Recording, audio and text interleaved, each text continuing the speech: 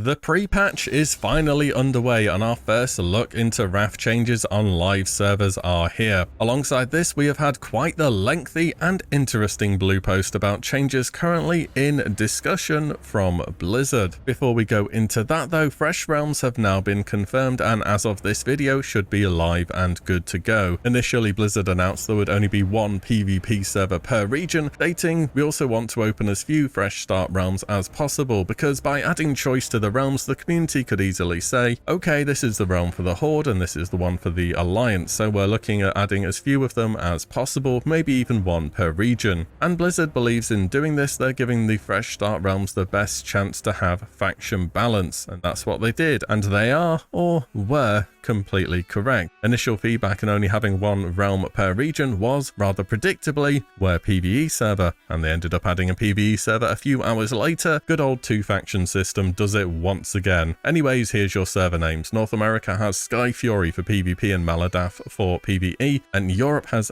Thekel for PvP and a Giant Stalker for normal. On to the main part of the news, a huge discussion between members of the Classic Community Council and Blizzard. Before we go on, these ideas were presented by Blizzard. The Community Council have just written them up and posted them onto the forums following the talk, and nothing here is confirmed. The whole notion here is to get feedback on potential problems. So the context of these blue posts from the Community Council and Blizzard is a ton of stuff, and I don't particularly fancy being a TTS for the next 20 minutes, so I'm just going to include the important bits and try and shorten the whole thing by a lot and give some insight on changes. First up is the idea for an item level squish for Trial of the Crusader gear. The overall ideas here are to keep Ulduar relevant content for longer, as hard mode gear from Ulduar can be replaced by Trial 25 normal. There's a feeling that Ulduar gear should be relevant for longer as it's more challenging to acquire, and also that Ulduar was cut short somewhat originally in Wrath. They also want to reduce the size of the power jump from Ulduar to Trial. Trial is where scaling DPS really begin to scale, with stats such as armor penetration beginning to ramp up considerably. Here's some more context on the idea. A new raid tier being released and making the entire previous tier's gear obsolete is a paradigm that kind of started with Trial of the Crusader in some aspects. One of Blizzard's ideas is exploring the possibility of reducing the item level on gear from Trial of the Crusader so that this doesn't happen. Chris Zerhut, who is an original Blizzard dev that worked on Wrath itemization, had this to say. When Trial came out, there basically was no point to go to Ulduar anymore. The idea right now is basically to take all of the Trial of the Crusader gear and drop them about 13 item levels, so the items from hard mode Ulduar are just a little bit better than Trial normal. So it's time for a lesson on item levels so you know what dropping 13 item levels actually looks like in front of you. Ulduar 10-man drops 219 item level, 10-man hard modes drop 226 and some items are 232. Ulduar 25 drops 226 or 232 item level gear and 25 hard modes drop 239. Now along comes the next raid, Trial of the Crusader. Trial 10-man normal drops 232, 10-man heroic drops 245. Trial of the Crusader 25-man normal drops 245, 25 heroic drops 258.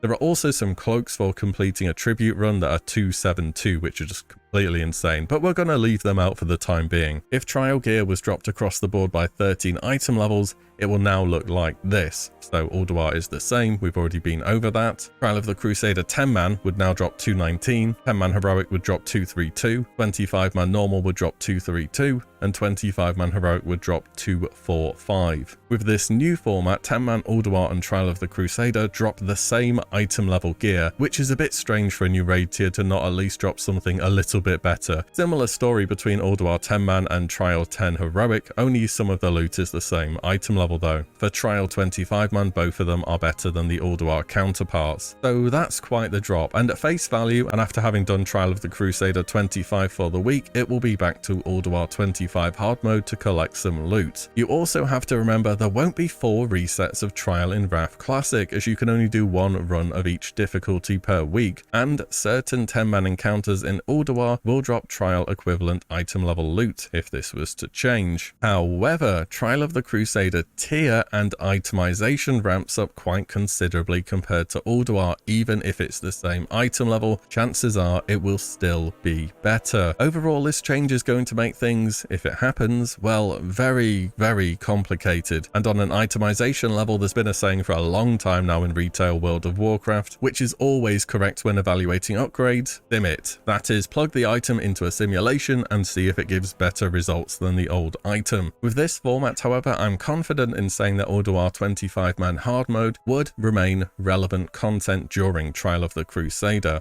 but this will have knock-on effects. It may not be the perfect raid tier power jump, but what it will do to the game is a known value. If it changes, this will switch things up, potentially in a massive way. Certain classes are expected to really begin to scale or make changes to a new specialization in Trial as itemization gets better. Notably, Fury Warriors and Fire Mages begin to come online, and classes such as Hunters consider the swap from Survival to Marksman, Rogues from Assassination to Combat, and more. On top of this, we will go into Icecrown Citadel weaker than what would have been expected. That's literally like us walking into Icecrown Citadel being capped at 10-man level gear from Trial. On top of this, I believe Ulduar will remain relevant content, but for how long? If it's a 4-month patch by itself, for example, and Trial was a 3-month patch by itself, that's over half a year of one raid being relevant. Is there too much of a good thing here, perhaps? Ulduar on top of this is not a fast raid like Trial of the Crusader is. Perhaps this is a good thing, because 2 trial runs for the week will see your raiding polished off in a few hours in an organized group. It's nice to have something else to do and more reasons to play your main character. Also, as a side note, they said the amount of gear that drops in Trial may be looked at as there would be less lockouts. Finally, there's even arguments that with no changes to Trial or itemization or anything, there's plenty of reasons to go back to Ulduar. We have achievement runs, we have mount runs, we have things like Herald of the Titans, we have Valanir farming, and so on. I think back in the day, many players felt as though Ulduar was cut a little short compared to how amazing its legacy has been looking back.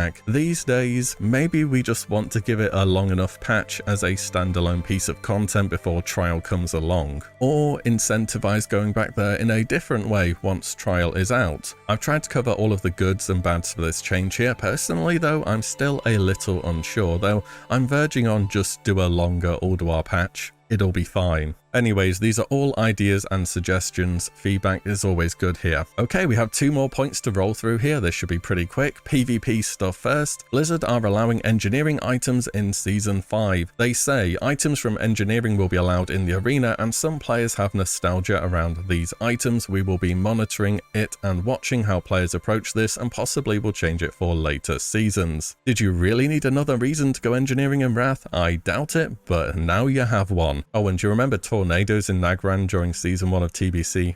Good old nostalgia changes. Gotta love them. Finally, a favourite topic of mine, faction balance. Oh boy, we're having another go at this, are we? Let's have a look what they're saying. Instead of trying to twist players' arms and force them to move to certain servers, we'd like to try a design solution to this. The idea is that if you are on the underdog faction, you have a massive bonus, something like 50% increased honor, 20% increased experience, 10% increased reputation, loot bags from quests or whatever. What we really want to lean into is if a realm achieves a certain level of faction balance, both factions get the reward, or maybe both factions get the reward and it's doubled. Blizzard overall stress they think the right approach to fixing faction balance would be a reward-based system. So what do I think? I mean, sure, sounds interesting, but maybe at the start of TBC perhaps? I don't know, it just feels really late and too far gone to be trying anything that's going to make a meaningful change. And I know it's not official, but it really does feel as though Ironforge.pro paints an accurate picture of what you can expect on a server-by-server basis. And faction transfers will be added later on in Wrath 2. We've had that confirmed a while ago. That's not going to help how things are. I think if they wanted to design around something, design around the fact that players have made the choice time and time again to sort themselves onto big faction majority servers, and it would take something absolutely enormous to really make a meaningful change to that. In any event, that's everything we had to go over today. Drop your thoughts on it all below. And as always, thank you all so much for watching and listening in, and I will see you all in the next one